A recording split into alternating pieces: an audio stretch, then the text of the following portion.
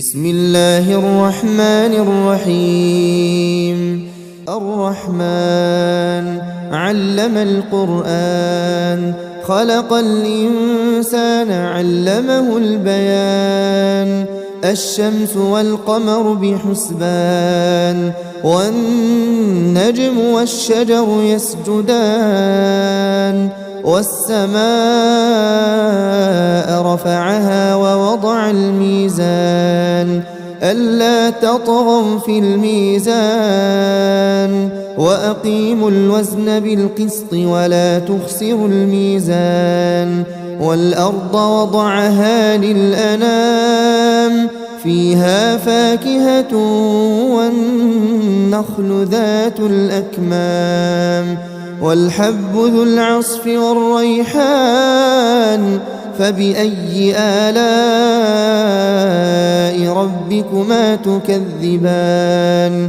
خلق الإنسان من صلصال كالفخار، وخلق الجان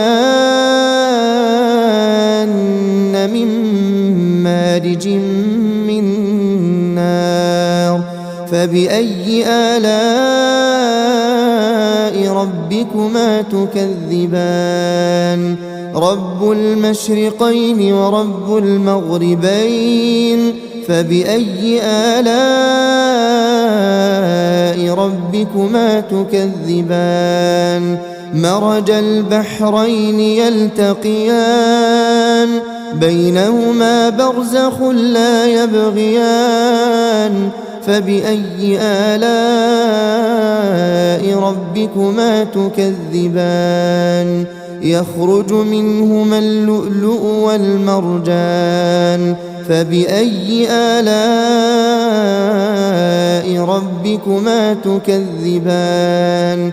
وله الجوار المنشآت في البحر كالأعلام، فبأي آلاء ربكما تكذبان. كل من عليها فان، ويبقى وجه ربك ذو الجلال والإكرام. فبأي آلاء ربكما تكذبان. يسأله من في السماوات والأرض كل يوم هو في شأن. فبأي آلاء ربكما تكذبان. سنفرغ لكم أيها الثقلان. فبأي آلاء ربكما تكذبان.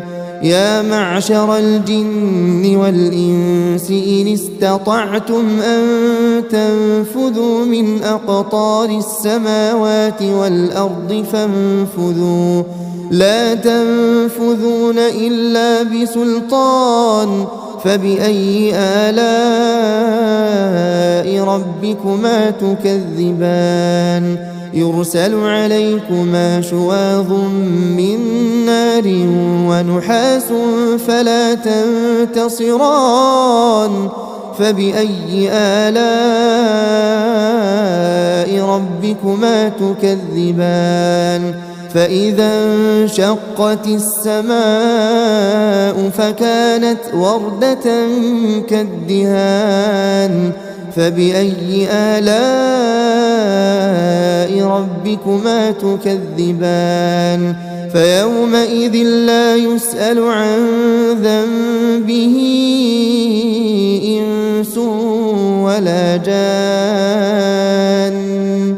فبأي آلاء ربكما تكذبان. يعرف المجرمون بسيماهم فيؤخذ بالنواصي والأقدام. فبأي آلاء ربكما تكذبان. هذه جهنم التي يكذب بها المجرمون، يطوفون بينها وبين حميم آن. فبأي آلاء ربكما تكذبان.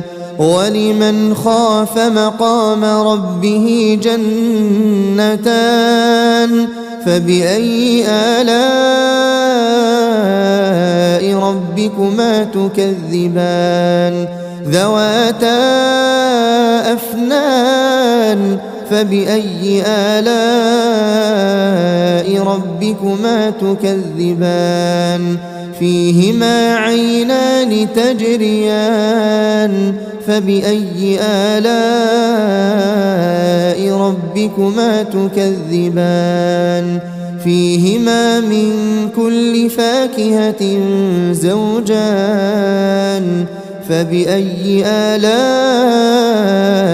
ربكما تكذبان متكئين على فرش بطائنها من استبرق وجنى الجنتين دان فبأي آلاء ربكما تكذبان فيهن قاصرات الطرف لم يطمثهن إنس قبلهم ولا جان فبأي آلاء ربكما تكذبان كأنهن الياقوت والمرجان فبأي آلاء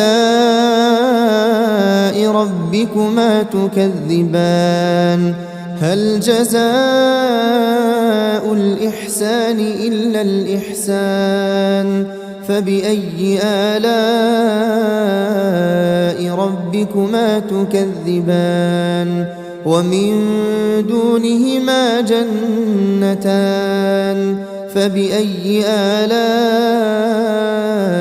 ربكما تكذبان مدهامتان فبأي آلاء ربكما تكذبان فيهما عينان نضاختان فبأي آلاء ربكما تكذبان فيهما فاكهة ونخل ورمان فبأي آلاء ربكما تكذبان فيهن خيرات حسان فبأي آلاء ربكما تكذبان حور مقصورات في الخيام فبأي آلاء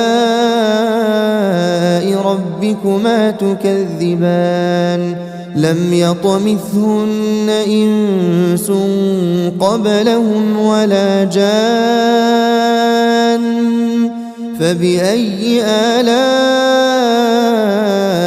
ربكما تكذبان متكئين على رفرف خضر وعبقري حسان فبأي آلاء ربكما تكذبان تبارك اسم ربك ذي الجلال والإكرام